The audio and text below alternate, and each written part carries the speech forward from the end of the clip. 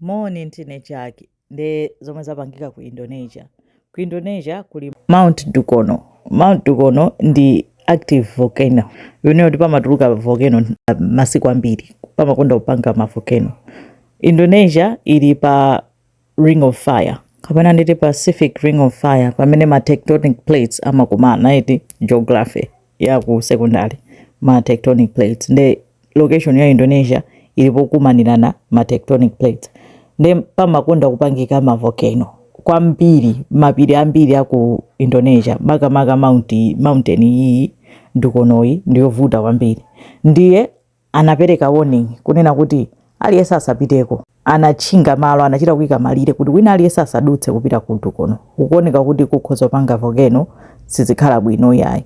Ndi analetsa ndi papeze kuti anthu ena amva pamene athamangira kupitako ambiri ma content creator ena achita kuchoka ku Singapore ndi makamera awo cholinga ajambule active volcano ija ayionere chapafupi ayijambule zibebe pa internet eti pa social media. Anthu analetsedwa kuti adutsa pamene sanaloledwe kuti adutsepo ayandikira pamene paja kuti akutani afuna kujambula active volcano ndi chinaphulikadi chaphulika chonchicha phulusa la moto ndikupita mwamba up to 6 miles ndikumwazika pena paliponse zapezeka kuti chiphulusa chicha chakwirira anthu ena akujambula anthu ena anala kuthawa kwazo kuti tawani tiyeni pali ma video iwo akutafuna ajambule bwino achionere pafupi kamera ichite kujambula motani kaya zawakwirira.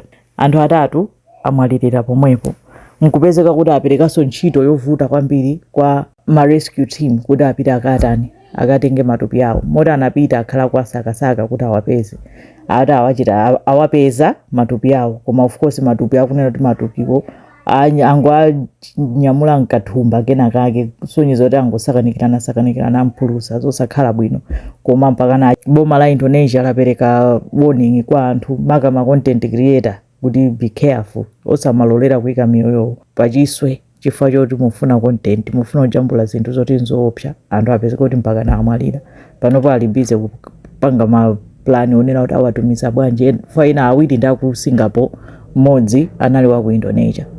Iyo ndeka update chabe kwa zomwe zaoneka ku Indonesia ziko mkwambiri.